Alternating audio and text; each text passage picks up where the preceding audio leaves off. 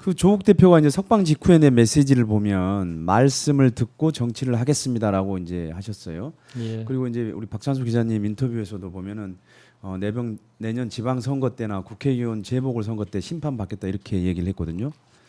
근데 이게 이제 결국은 내년 지방선거 때 본인이 직접 뭐 예를 들면 서울시장이나 부산시장 또는 뭐 인천 계양을 뭐 국회의원 재보궐선거 예. 이런데 본인이 출마하겠다는 뜻인 거죠?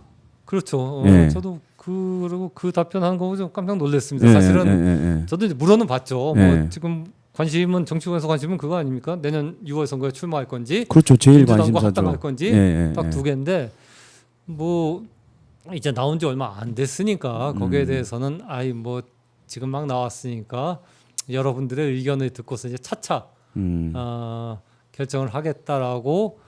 그게 이제 모범 답안이죠, 사실. 그렇죠. 정치인의 제가 예상할 수 있는 그런 대답을 예상했는데 의외로 분명한 거는 내년 6월 선거에서 다시 국민의 심판을 받겠다, 피하지 않겠습니다라고 해갖고 저도 이제 깜짝 놀라갖고 그럼 내년 6월 선거에 그게 지방선거든, 지방선거는 서울시장 아니면 이제 부산시장이겠죠.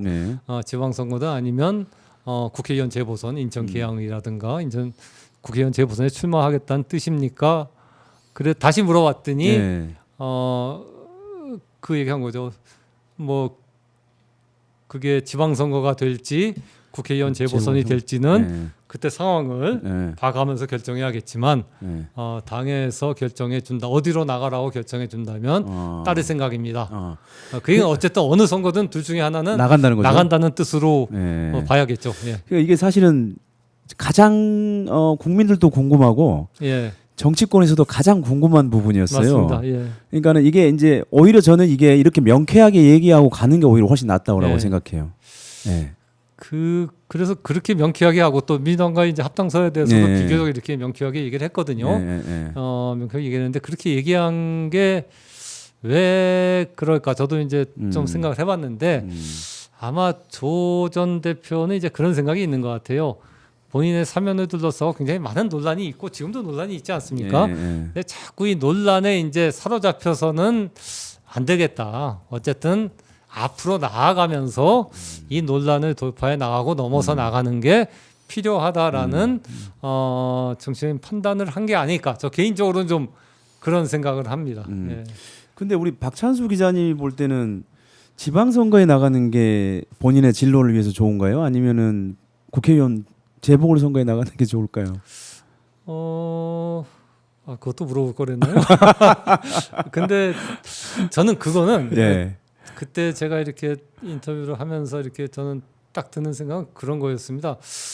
이거는 그 민주당과의 합당과 좀 연결되어 있는 문제가 아닌가라는 생각.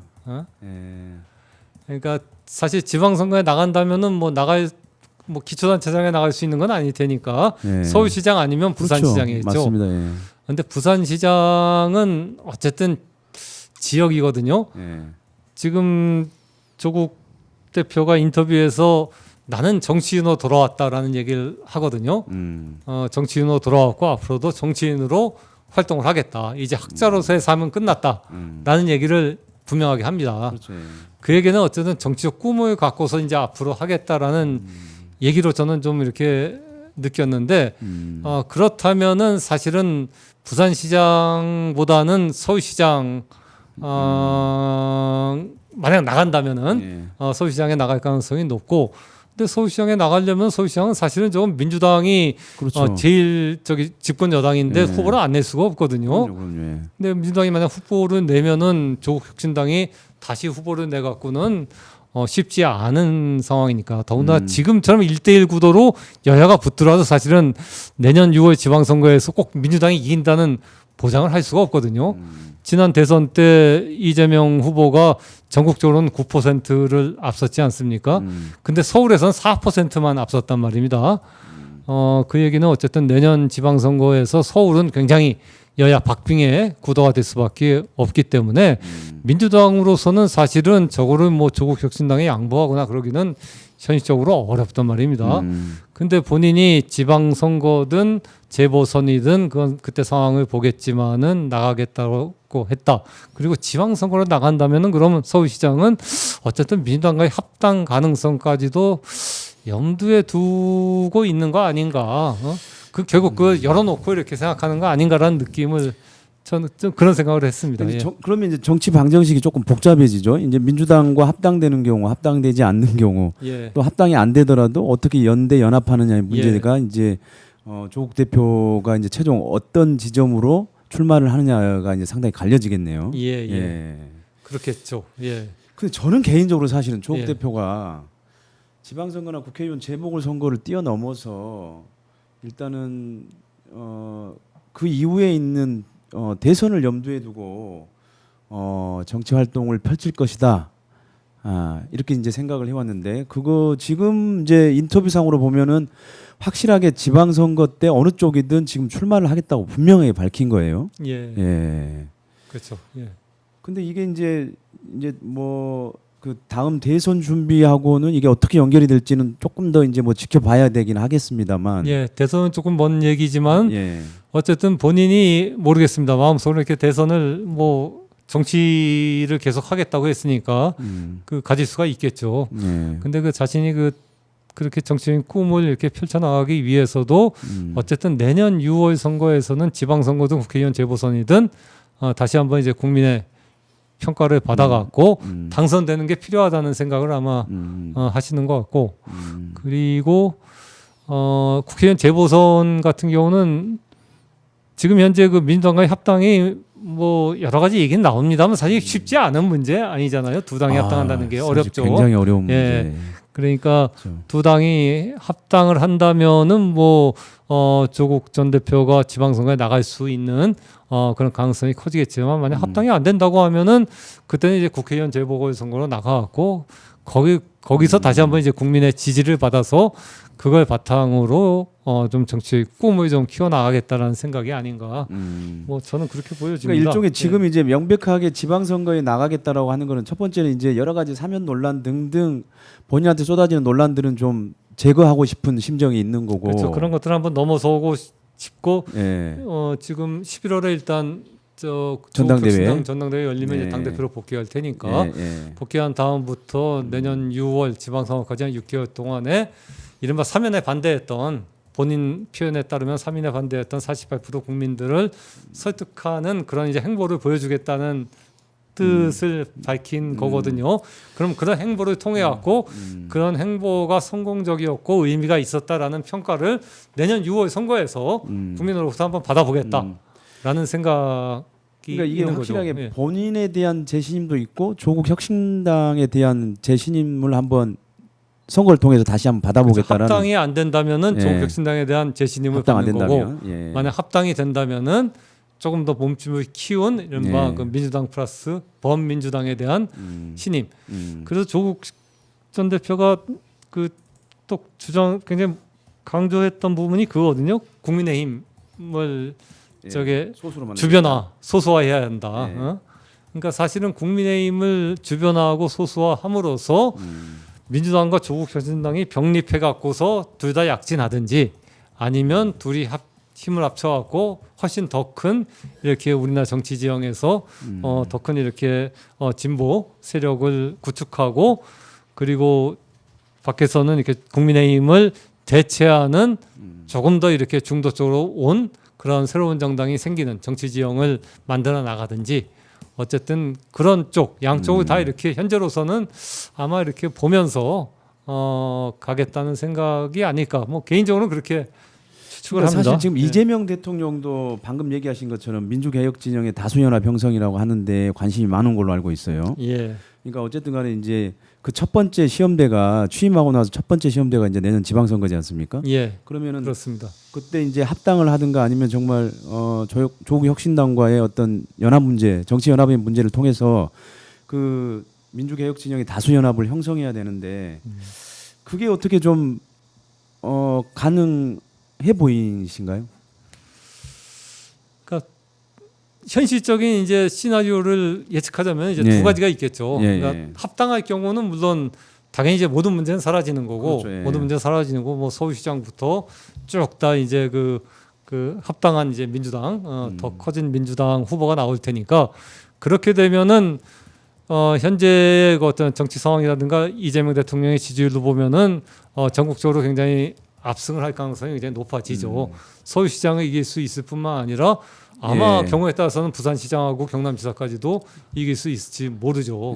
조국 대표가 이제 우리 박찬수 기자님 인터뷰에서는 민주당과의 합당은 내년 초에 열린 자세로 논의하겠다고 했어요. 그러니까 지방선거는 6월 달이고 그러면은 뭐 어쨌든 내년 초부터 이게 가장 중요한 문제로 그렇죠. 떠오를 텐데, 어떻게 보시나요? 그러니까 내년 초라고 얘기한 거는 어쨌든 11월에 조국혁신당 전당대회가 열리니까 일단은 뭐 지금은 그 사인이지 않습니까? 그렇죠. 사인이고 복당도 신청하면 이제 평당원인 거고 그러니까 그런 상태에서 뭐 당대당 통합이라든가 그렇죠. 뭐 합당을 자기가 얘기할 수 있는 건 아니니까 그렇죠. 일단 11월 전당대회에서 당 대표가 되면은 그때부터는 이제 당내에서 논의를 본인이 이제 주도해 나갈 수가 있고 그 이후에 내년 초 시기적으로 내년 초부터 어쨌든 내년 초면은 이제 합당 문제가 본격적으로 떠오르겠죠. 6월 지방선거가 눈앞에 있으니까 그때 당내 의견을 수렴하고 그리고 또 하나 얘기했던 게 이제 그거거든요. 합당의 조건을 얘기했던 게 이 합당이 어떤 진영 전체에 이익이 되느냐 그거를 이제 보겠다라는 얘기를 했거든요. 그 얘기는 어떤 합당을 함으로써 민주진영 전체가 지방선거에서 이렇게 이길 수 있는 폭이 커지고 국민의힘이 훨씬 주변화 소수화 될 수 있겠느냐 라는 것들을 보겠다는 거니까 그건 아마 민주당과 조국혁신당 내부 의견뿐만 아니라 아마 시민사회라든가 전반적인 어떤 민주진영의 의견을 광범위하게 듣겠다는 뜻으로 보입니다. 그러니까 오늘 아까 묘역 참배 끝난 이후에 기자들 일문일답에서 했던 것 중에서도 그러니까는 저기 인터뷰에서도 얘기를 했지만 국민의힘을 주변화 소수하겠다는 얘기를 굉장히 강조를 많이 했어요. 그러니까 본인의 굉장히 지금 당면적 정치적 목표가 사실은 바로 국힘의 주변화 소수하다라고 얘기를 했지 않습니까? 그러니까 내년 지방선거를 통해서도 이 목표를 어쨌든 이루겠다라고 하는 이제 강한 그렇죠. 의지의 표현인데 어떻게 보시나요? 그러니까 그 얘기가 전 합당하고도 이렇게 좀 관련이 되는 얘기라고 그렇죠. 보는데 내년 6월 지방선거에서 국민의힘을 극도로 아까는 뭐 0%까지 뭐 떨어뜨려야 된다는 얘기도 하던데 극도로 이렇게 위축시킬 수 있는 그런 게 만약 합당이라면은 아마 합당도 그 마다하지 않겠다라는 뜻인 것 같고 그러나 그렇군요. 그러나 지금으로서는 지난해 총선에서는 어쨌든 조국 혁신당과 민주당이 병렬적으로 각계약진해서 오히려 그 민주진영, 민주개혁진영이 가질 수 있는 의석을 키운 측면이 있는 거 아닙니까? 맞아요. 그러니까 과연 이게 이번 내년 지방선거에서도 두 정당이 각계약진하는 게 더 효과적일지 아니면 하나로 합당하는 게 더 효과적일지를 아마 이제부터 고민해보고 열린 자세로 많은 얘기를 듣겠다라는 뜻이겠죠. 근데 이게 이제 사실 조국 혁신당의 지금 가장 당면 중요한 그러니까 그 문제점이 조국 대표에 대한 뭐 인지도뿐만 아니고 지지도는 사실 굉장히 높은 편이에요. 근데 지금 이제 조국 혁신당의 지지율은 거의 3%대 정도거든요. 그러니까 당으로 보면은 사실 굉장히 지금 약화된 그렇죠. 체제인데 그 점이 사실 어떻게 보면은 조국 대표의 고민도 그 지점에 분명히 있을 거라고 보는데요. 본인도 지금 당재건이 저희 한겨레 인터뷰에서 당재건이 우선이다라고 얘기한 게 바로 이제 그런 점을 얘기한 게 아닌가. 어쨌든 조국 혁신당이라는 게 사실 조국 한 사람에게 기대는 측면이 굉장히 큰 그런 정당이었기 때문에 조국 대표가 8개월 동안 수감되면서 굉장히 그 당이 약화된 건 사실이죠. 그런 부분들. 그러니까 아마 조국 대표가 좀 빨리 나오고 싶어 했던 이유 중에 하나도 아마 저는 그럴 거라고 봐요. 워낙 그 조국 혁신당이 지금 그 당세가 좀 위축이 되고 지지도라든가 이런 게 떨어지니까 결국 그 조국 대표 본인이 나와갖고 이것들을 좀 재건하는 게 필요하다. 그러니까 우선 그 당 재건을 먼저 한 다음에 어느 정도의 그 지지율을 끌어올리고 특히 이제 호남에서 어떤 안정적인 어떤 기반 밑바닥 기반을 다진 다음에 그 다음에 민주당과의 합당 논의를 나가겠다. 그렇게 하면은 만약에 합당하더라도 훨씬 그 조국 혁신당이 이제 가질 수 있는 그런 포션이 늘어날 수가 있는 거고 또 만약 합당을 뭐 하지 않더라도 조국 혁신당 스스로 독자동으로 나갈 수 있는지를 판단해 볼 수 있을 테니까 아마 그런 점에서 일단 당재건을 먼저 하겠다라는 데 좀 일단은 좀 방점이 찍혀 있는 게 아닌가 싶습니다. 그리고 사실은 합당이란 게 말은 쉽지만 저게 정치 현실에서 뭐 잘 아시겠지만 저게 쉽지가 않거든요. 공천의 문제 아닙니까? 진짜 아주 굉장한 예. 사실은 고차원 방정식이라고 봐야죠. 그러니까 공천이 지금 어쨌든 내년 6월 지방선거를 두고서 가령 이제 수도권이나 호남 같은데 수도권은 물론 아닙니다. 수도권에서는 뭐 연합 공천이 이루어질 테니까 호남에서는 그 국민의힘이 당선될 가능성이 없기 때문에 지금 아마 호남은 민주당 후보하고 민주당 후보로 나오려고 하는 분들하고 조국 혁신당 후보로 나오려는 분들하고 지금 아마 각자 뛰고 있을 거란 말입니다. 그렇죠. 근데 합당을 하면은 후보는 하나가 돼야 되니까 이거 정리해야 되거든요. 이게 간단한 문제가 아닙니다. 이런 문제들을 결국 뛰어넘어서 할 수 있을 만큼의 어떤 진영 전체에 이득이 있느냐라는 것들을 이제 조국 대표는 지금부터 이른바 종교계 인사라거나 시민사회 진영의 원로들을 만나면서 아마 조언을 듣겠다는 생각인 것 같아요. 그러니까 사실 28년 총선까지 생각하면 더 사실 그 관계 합당 문제나 연대 문제가 연합 문제가 굉장히 더 중요하게 되는 건데 그 오늘 인터뷰 중에 그렇게 얘기를 했어요. 조국 대표가 저는 예전에 정의당처럼 무조건 민주당과 차별하고 선을 긋는 방식은 옳지 않다고 생각한다. 이제 이렇게 굉장히 단호하게 얘기를 했는데 예. 아마도 이제 그 전에 이제 정의당이 민주당과의 관계 설정에서 어떻게 그렇죠. 보면은 예. 국민들의 민심하고는 조금 거리가 있는 그렇죠. 그러니까 되면서 사실은 이제 또 원내 진출까지 실패를 하는 상황까지 예. 맞이했는데 예. 아마 그런 데서 교훈을 얻은 것 그런 같죠. 같아요. 예. 예. 그러니까 만약에 합당을 할지 안 할지는 뭐 그거야 그렇죠. 누구도 지금 예상할 수 없는 문제지만은 나중에 이제 설령 합당을 안 하더라도 호남 이외 지역에서는 최소한 민주당과 단일 대우를 형성해 갖고 국민의힘을 최소화시키는 그런 전략을 쓰겠다. 저는 정의당처럼 지난 총선 때 정의당처럼 호남 이외의 다른 지역에서도 민주당과 이렇게 경쟁하는 모습. 물론 한나라당 그 당시 이제 국민의힘을 좀 더 많이 공격했지만 또 민주당도 상당히 공격했단 말입니다. 그러면서 정의당이 제3의 세력으로서 대안으로서 이렇게 인정받으려고 하는 그런 모습은 어쨌든 지금 조국 혁신당은 보이지 않겠다라는 생각은 뭐 분명히 있는 것 같아요. 그러니까 어떻게 보면 민주개혁 진영의 다수연합 형성이라고 하는 그런 큰 목표에는 동의를 굉장히 하고 있는 거잖아요, 지금. 맞습니다. 예. 예. 그래서 저는 개인적으로는 사실 합당의 키는 어떻게 보면 조국 이제 대표가 쥐고 있는 측면도 있지만 어떻게 보면 좀 민주당 그리고 이재명 대통령이 쥐고 있다는 생각도 해요. 그러니까 지금 조국 대표는 진영 전체의 이익을 앞세우겠다는 얘기를 하거든요. 그 얘기는 만약 그 합당이 이제 진영 전체의 이익이 된다면은 뭐 할 수도 있겠다는 뜻인 것 같은데 이제 그렇게 될 수 있는 어떤 여건을 사실은 이제 이재명 대통령이나 민주당이 만약 만들어 간다면은 그거 이제 조국 대표도 거절하기는 쉽지 않은 상황으로 몰려가지 않을까. 근데 그런 선택을 사실은 이재명 대통령이나 아니면 민주당 지금 정청래 대표가 그쪽도 사실은 지금 당장 그런 선택을 하고 결정을 하기는 쉽지 않을 거란 말입니다. 예.